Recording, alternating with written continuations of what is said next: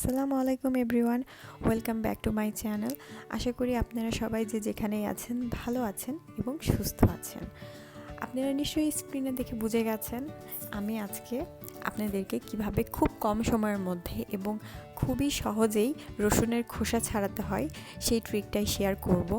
আমার কাছে তো রসুনের খোসা ছাড়ানোটা অনেক সময়ের ব্যাপার মনে হয়, কি আপনাদের কাছেও মনে হয় নাকি? আচ্ছা, যাই হোক, আমরা কিন্তু কম বেশি সবাই জানি, কিন্তু আমি আসলে আমার ওয়েটা আপনাদের সাথে শেয়ার করতে চাচ্ছি। সো চলেন দেখে নিই। আজকে আমি এখানে 2টা রসুন ব্যবহার করেছি। এই রসুনের উপরে যে পাতলা আবরণটা আছে এটাকে আমি আগে ভালো করে ক্লিন করে নিব।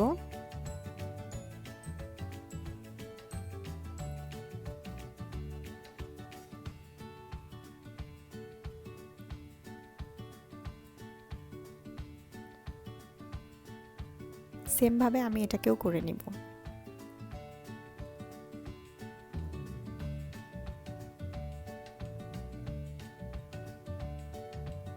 এই তো হয়ে গেছে। এখন আমি এই রসুনগুলার যে কোষগুলো আছে সেটা একটা আরেকটার থেকে সেপারেট করে নেব।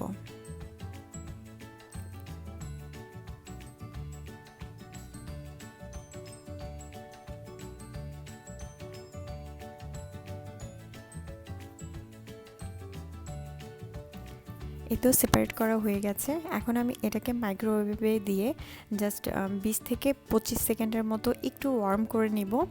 আপনাদের কাছে যদি মাইক্রোওয়েভ না থাকে আপনারা কড়াইয়ে এটা করতে পারেন। কড়াইয়ে জাস্ট একটু টেলে নেবেন, গরম না হওয়া পর্যন্ত একটু ওয়েট করবেন। এখানে আমি ক্লিন একটা বোল নিয়ে নিয়েছি। এখন দেখেন আমি হালকা হাতে এটাকে প্রেস করছি, কত সহজে খোসাটা কিন্তু খুলে এসেছে। আমি আরেকটা ক্লোজ করে আপনাদেরকে দেখিয়ে দিচ্ছি। দেখেন আমি অনেক ইজিভাবে একটু প্রেস করলাম আর এটা কিন্তু খুলে চলে আসলো। সবগুলোকে আমি ক্লিন করে নিব এইভাবে।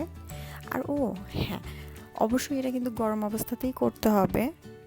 আর রসুনের পরিমাপ অনুযায়ী আপনাদের এটা কিন্তু গরমটা করে নিতে হবে। রসুন যদি বেশি থাকে তাহলে অবশ্যই 1 থেকে 2 মিনিট আপনাদের গরম করে নিতে হবে। যেহেতু আমার এখানে 2টা রসুন, তাই আমি 20 থেকে 25 সেকেন্ডের মতোই গরম করে নিয়েছি। সো আমার ট্রিকটা আপনারা অবশ্যই বাসায় ট্রাই করে দেখবেন। যদি ভালো লাগে কমেন্ট সেকশনে জানাবেন। অবশ্যই আমার ভিডিওটি যদি ভালো লেগে থাকে একটা লাইক দিবেন, বেশি বেশি করে শেয়ার করবেন, আর হ্যাঁ, সাবস্ক্রাইব করতে কিন্তু ভুলবেন না। ভালো থাকেন সবাই। আল্লাহ হাফেজ।